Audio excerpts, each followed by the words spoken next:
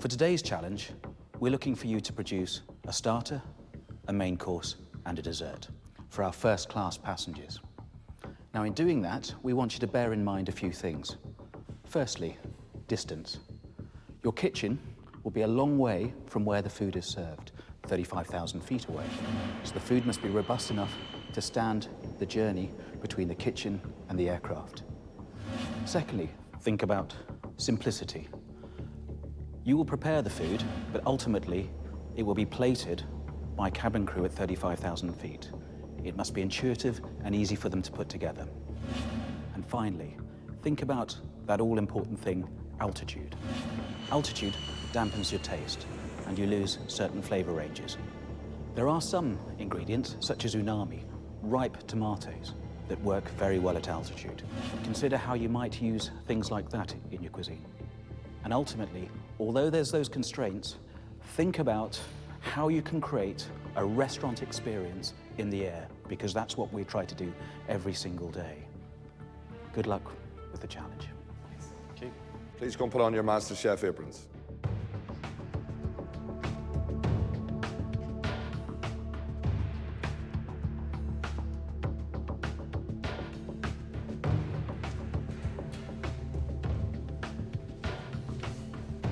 I have to go in there and cook a dish that's, you know, a standout dish, because I had a weak day yesterday.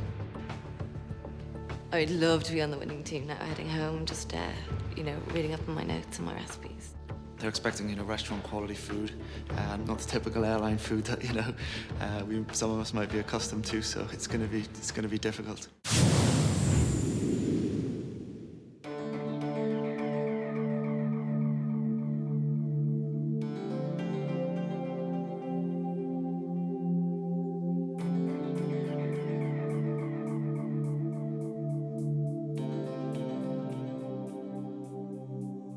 Okay, guys, you'll be given 10 minutes in the pantry, so go to the pantry now and pick your ingredients wisely.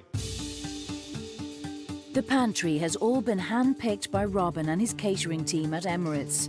The contestants' challenge today is to have listened to the brief and now translate it into clever choices.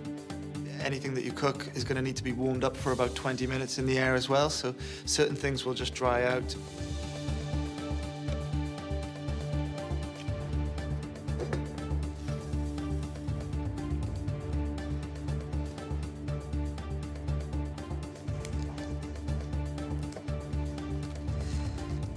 Okay, guys, you got 1 minute left.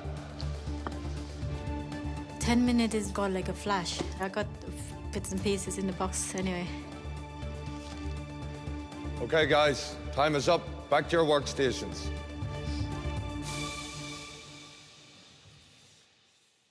You can start cooking. That's 1.5 hours for a starter, main course, and a dessert.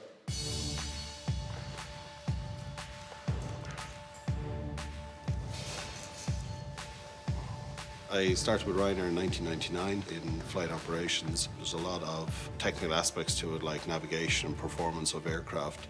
And, you know, it's all the interesting stuff.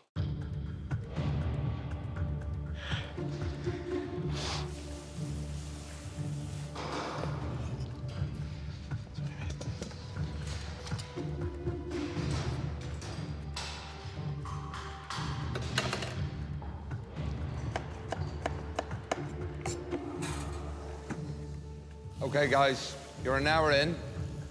That leaves us 30 minutes left.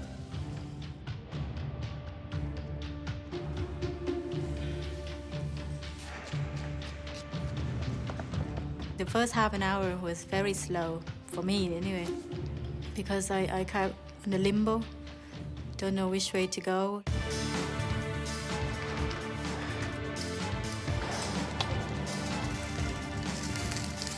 Having failed yesterday, each contestant today needs to prepare 3 courses at restaurant standard in an hour and a half, all to save their MasterChef apron. That sort of pressure results in mistakes being made. All right, guys, you got 8.5 minutes left. You absolutely have to be plated up on the end of your pod.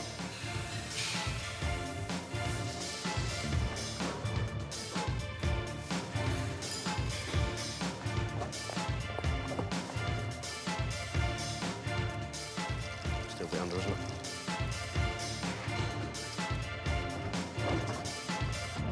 Okay, guys, you have literally 5 minutes left. The pressure's on, the food has to be ready at the end of the pods. I panicked, and that's not good enough. It's a competition where you need to show what you're capable of, and I really don't think I did that.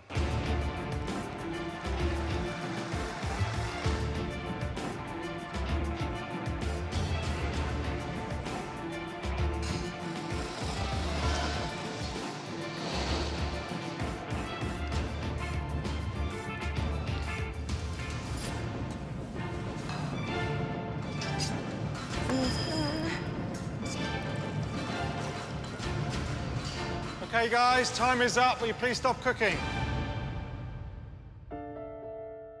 Everyone else managed to get 3 dishes up, and I didn't. I got 2 dishes up, and that's not good enough. Nice knowing you. Nice knowing you. Disaster today. It's very tough, very tough. You'll do brilliantly. You're a brilliant cook. You'll do brilliantly. Nisha, you were the best last time, so you're not going to get it, okay? So don't worry. First before the judges is Nick, who cooked a starter of salt and chilli squid with a cucumber dipping sauce. And for his mains, he has pan-roasted lamb on a bed of spinach, couscous with oven-roasted vegetables, oven-roasted tomatoes and asparagus with ginger chilli and salt. Nick failed in the time to finish his sweetened pancake dessert. There was 3 courses. You only have 2. Yep, I just ran out of time.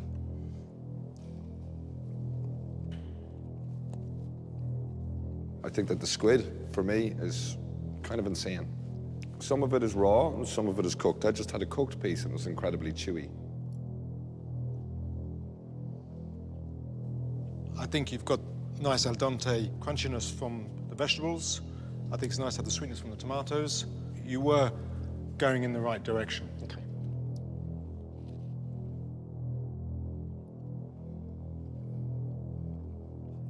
Actually, the lamb, it's a great robust meat. It's one that flies incredibly well. Had we seen the dessert as well, I think that could have had a bit more redemption to it. But the components work. Thank you. Next to face the judges is Sinead. She cooked a starter of pan-fried scallops with asparagus and peas on a bed of celeriac puree. For her mains, she did pan-fried lamb with fennel confit, fennel puree and roast potatoes, and a summer berry tart for dessert. Hi, Sinead. Hi, how are you?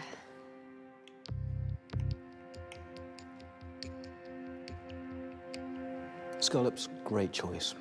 They'll travel well, they're easy to prepare, seared, they'll retain decent moisture, nice choice.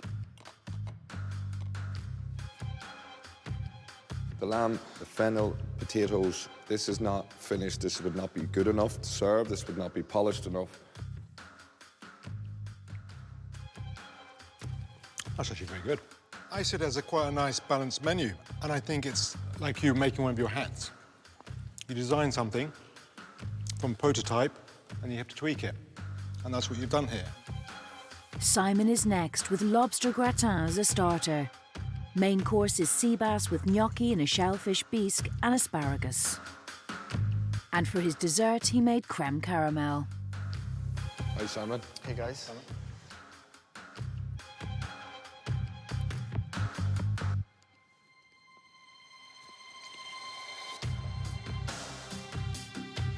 In my opinion, from starter, main course to dessert, they seem to have a nice flow.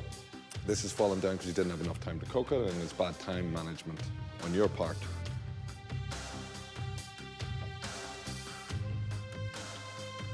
A balanced menu. It looks clean and contemporary, so well done there. If you'd have got the creme caramel sorted, I'd have been absolutely delighted. Joe's menu begins with rolls of salmon mousse with sour cream on bellinis, followed by a pan-fried quail breast with sautéed vegetables. And finally, a dessert of cardamom and cinnamon vanilla custard with pan-fried raspberries. Hi, Joe. Hi, gentlemen. The salmon with the mousse, it's almost an airline classic, actually. And I was disappointed you didn't try and take a twist on that.